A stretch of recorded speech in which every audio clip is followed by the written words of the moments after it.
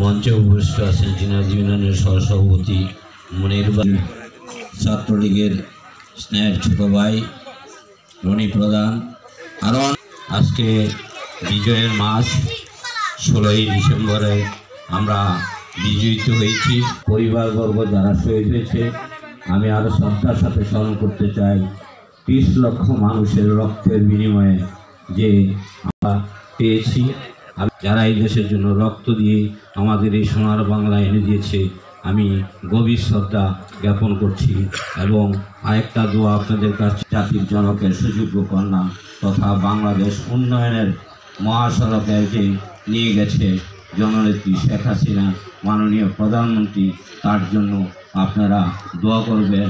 উনি যদি আরও কিছুদিন হায়াত পায়, বেঁচে থাকে, একদিন কিন্তু আমরা সত্যি পৃথিবীর একটা ধনী রাষ্ট্রে রূপান্তরিত হব।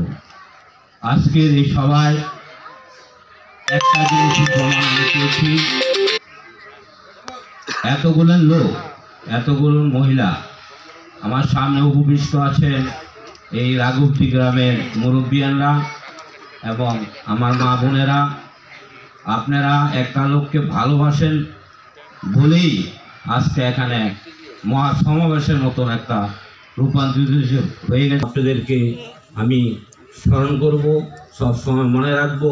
আজকে আওয়ামী লীগের উন্নয়ন দেখে যেভাবে ঐক্যবদ্ধভাবে এই উঠান বৈঠক আসা, যেখানে চেয়ারেরও সুব্যবস্থা, আপনারা বিধবা বাধা পাচ্ছেন। শেখ হাসিনা আছে বলেই আজকে প্রেগনেন্সি বাধা পাচ্ছেন।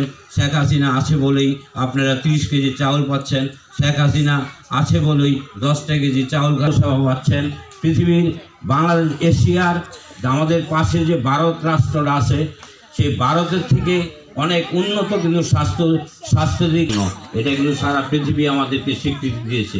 এখন প্রতিটা মানুষের বাড়িতে টয়লেটের গোসলখানার কাজটা আগে সম্পন্ন করে, যেটা ভারতেও করতে পারে নাই, কিন্তু বাংলাদেশের এখন প্রতিটা গ্রামে প্রথমে বাড়ি করার সাথে সাথে তারা এশিয়ার মধ্যে প্রথম স্থান অধিকার করেছে। দক্ষিণ এশিয়ার মধ্যে ভারত মানে আমাদের সার্কভুক্ত দেশগুলোর মধ্যে, 7টা দেশের মধ্যে আমাদের অনেক উন্নয়ন, অনেক স্বপ্ন শেখ হাসিনা দেখাচ্ছে।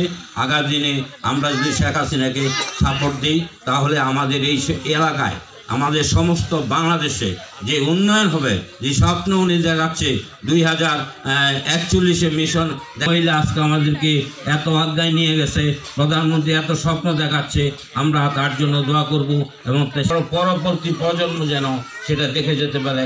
আমার সোনার বাংলার দেশের মানুষ যেন আর সিঙ্গাপুর যেতে না হয়, আমার সোনার বাংলার মানুষ যেন আর মালয়েশিয়া না যেতে হয়।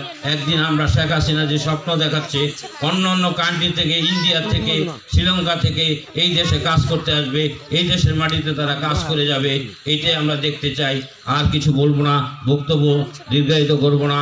দীর্ঘায়িত করে চেয়ারম্যান সাহেব বক্তব্য দিবে। আমার বক্তব্য এখানে শেষ করছি। আপনাদের সুস্বাস্থ্য কামনা করে, আপনাদের সুন্দর জীবন কামনা করে আগামী দিনে শেখ হাসিনার জন্য দোয়া করবেন।